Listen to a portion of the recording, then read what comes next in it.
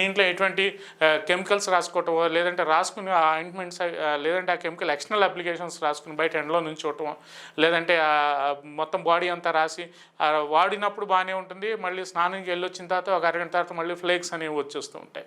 So అది చాలా ఇరిటబుల్గా ఉంటుంది. సో ఇక్కడ నా ట్రీట్మెంట్లో ఏంటంటే there are no any external applications, no ointments in my treatment.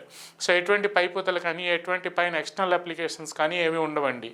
So మేము ఇచ్చేది ఎలా ఏంటంటే బాడీ యొక్క ఇమ్యూనిటీ ఇంప్రూవ్ చేయడానికి homeopathy system treats the immunity as a immunity of the individual.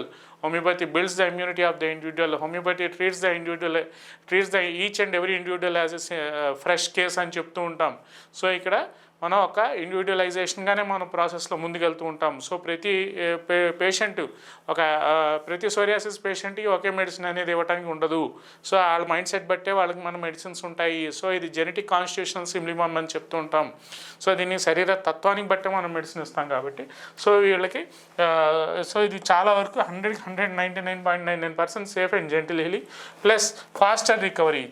పెద్ద పాయింట్ ఏంటంటే ఫాస్టర్ రికవరీ. సో ఏదో సోరియాసిస్ పేషెంట్ వచ్చాడు, లేదంటే సమ్ ఆర్థరైటిస్ పేషెంట్ వచ్చాడు, లేదంటే సమ్ స్పాండిలైటిస్ పేషెంట్ వచ్చాడు అనేది కాదండి. ఇక్కడ ఫస్ట్ అండ్ ఫార్మోస్ట్ థింగ్ ఏంటంటే వెరీ స్పీడ్గా వెరీ ఫాస్ట్గా రికవరీ అనేది చాలా ఫాస్ట్గా మనకు కనిపిస్తుంది. సో దీనికి ఏదో హోమియోపతికి డాక్టర్ దగ్గరికి వెళ్ళామంటే ఏదో రెండేళ్ళు వాడమన్నారు, 3 ఏళ్ళు వాడమన్నారు అనేది ఉండదండి. సో ఏదైనా ఫస్ట్ అండ్ ఫార్మోస్ట్ థింగ్ ఒక పేషెంట్ వచ్చారంటే మనకు ఒక 6 monthsలో best and beautiful results, patient should be satisfied with my treatment. So అతనికి డిసీజ్ నాకు తగ్గుతుంది, నేనేమి పైన ఎక్స్టర్నల్ అప్లికేషన్స్ రాసుకోకుండా చాలా వరకు నేను వాడుకునే మెడిసిన్స్ డాక్టర్ గారు ఇచ్చే మెడిసిన్స్ ద్వారానే నాకు అన్నీ తగ్గుతున్నాయి, నేనేం పైపోతలు ఏమీ రాసుకోవట్లేదు, ఎటువంటి పథ్యాలు ఏమీ లేవు. సో దీంట్లో కూడా కొంతమంది అడుగుతూ ఉంటారు ఏంటండి సోరియాసిస్ వచ్చింది కదా, లేదంటే సమ్ అలర్జిక్ రియాక్షన్స్ ఉన్నాయి కదా, పథ్యాలు ఏమన్నా ఉంటూ ఉంటాయండి. So there are no food restrictions and no diet restrictions అండి. ఎటువంటి పథ్యాలు కానీ ఎటువంటి ఆహార నియమాలు కానీ ఏమీ ఉండవు దీంట్లో. అంటే అండ్ అన్లెస్ మీకు ఏమన్నా తినే వాటిలో మీకు ఏమైనా అలర్జిక్ రియాక్షన్స్ కానీ, కొంతమందికి సీ ఫుడ్స్ పడవు, సో అట్లాంటి వాళ్ళల్లో కొన్ని ఫుడ్ రెస్ట్రిక్షన్స్ ఉంటాయేమో. కానీ so 99.99% there are no food restrictions అండి.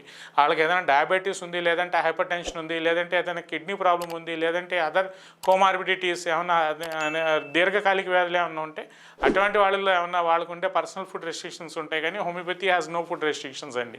సో ఇట్లాంటివన్నీ మనం ప్రాసెస్ ప్రకారంగా ట్రీట్మెంట్ ప్రోటోకాల్ ప్రకారంగా వెళ్తే అది ఎటువంటి సోరియాసిస్ వ్యాధి అయినా, అది ఎటువంటి దీర్ఘకాలిక వ్యాధి అయినా చాలా ఫాస్టెస్ట్గా చాలా మంచి రికవరీ అనేది with in short period of time మనం తీసుకురావచ్చని ఈ వీడియో ద్వారా నేను మన వ్యూవర్స్కి చెప్పదలుచుకున్నాను.